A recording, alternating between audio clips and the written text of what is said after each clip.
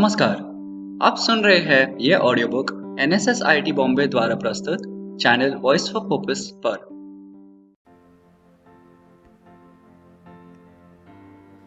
लाल बहादुर शास्त्री का जन्म 2 अक्टूबर 1904 को उत्तर प्रदेश के मुगल सराय में हुआ था। उनके पिता शारदा प्रसाद और मां राम दुलारी देवी थी। लाल बहादुर के पिता एक स्कूल में अध्यापक थे और बाद में वह इलाहाबाद आयकर विभाग में क्लर्क बन गए।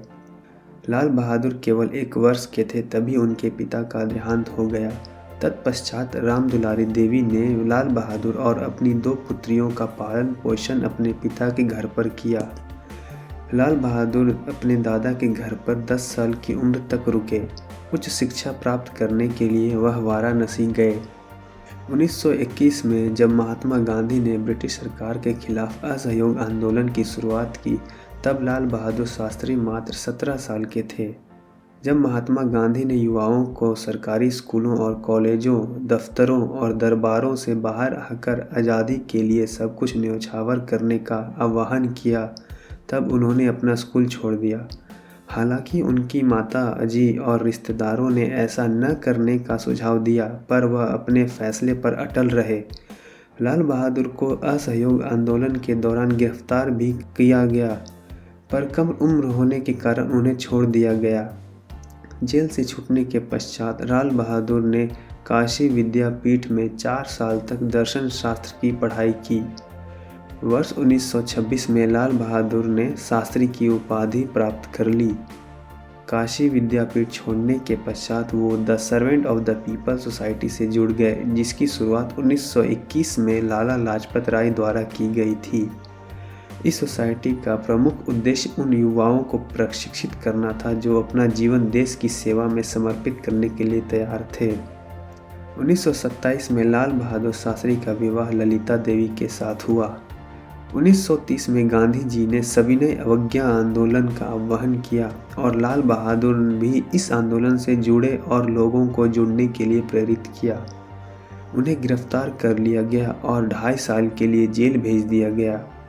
लाल बहादुर बहुत ही आत्मसम्मानी व्यक्ति थे। एक बार जब वह जेल में थे, उनकी एक बेटी गंभीर रूप से बीमार हो गई। अधिकारियों ने उन्हें कुछ समय के लिए इस शर्त पर रिहा करने की सहमति जताई कि वह यह लिख कर दें कि वह इस दौरान किसी भी स्वतंत्रता आंदोलन में भाग नहीं लेंगे। लाल बहादुर जेल से कुछ समय के लिए रिहा होने के दौरान स्वतंत्रता आंदोलन में भाग लेने के इच्छुक नहीं थे। फिर भी उन्होंने कहा कि यह बात वह लिख कर नहीं देंगे। उनका मानना था कि लिखित रूप में देना उनके आत्मसम्मान के विरुद्ध है। 8 अगस्त 1942 को गांधी जी ने भारत छोड़ो आंदोलन का शुरुआत किया। लाल बहादुर ने इस आंदोलन में सक्रिय रूप से भाग लिया। उन्होंने 1946 में प्रांतीय चुनावों के दौरान अपनी कड़ी मेहनत से पंडित गोविंद बल्लभ पंत को प्रभावित किया। लाल बहादुर की प्रशासनिक क्षमता और संगठन कौशल इस दौरान सामने आया। जब गोविंद बल्लभ पंत उत्तर प्रदेश के मुख्यमंत्री बने तो उन्होंने लाल बहादुर को संसदीय सचिव के रूप में नियुक्त किया। 1947 में शास्त्री जी पंत मंत्रिमंडल में पुलिस और परिवहन मंत्री बने। भारत के गणराज्य बनने के बाद जब पहले चुनाव आयोजित किए गए, तब लाल बहादुर शास्त्री कांग्रेस पार्टी के महासचिव थे। 1952 में जवाहरलाल नेहरू ने लाल बहादुर शास्त्री को केंद्रीय मंत्रिमंडल में रेलवे और परिवहन मंत्री के रूप में नियुक्त किया। 1956 में लाल बहादुर शास्त्री ने एक रेल दुर्घटना की नैतिक जिम्मेदारी लेते हुए मंत्री पद से त्यागपत्र दे दिया। जवाहरलाल नेहरू ने शास्त्री जी को मनाने की बहुत कोशिश की, पर लाल बहादुर अपने फैसले पर कायम रहे। अगले आम चुनाव में जब कांग्रेस सत्ता में वापस आई, तब लाल बहादुर शास्त्री परिवहन और संचार मंत्री और बाद में वाणिज्य और उद्योग मंत्री बने। वर्ष 1961 में वह गृह मंत्री बने। सन 1962 में भारत चीन युद्ध के दौरान शास्त्री जी ने देश की आंतरिक सुरक्षा बनाए रखने में महत्वपूर्ण भूमिका निभाई। 1964 में जवाहरलाल नेहरू के मरणोपरांत लाल बहादुर शास्त्री को भारत का प्रधानमंत्री चुना गया। यह एक मुश्किल समय था और देश बड़ी चुनौतियों से जूझ रहा था।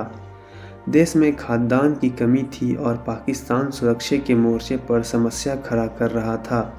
1965 में पाकिस्तान ने भारत पर हमला कर दिया। कोमल स्वभाव वाले लाल बहादुर शास्त्री ने इस अवसर पर अपनी सूझबूझ और चतुरता से देश का नेतृत्व किया।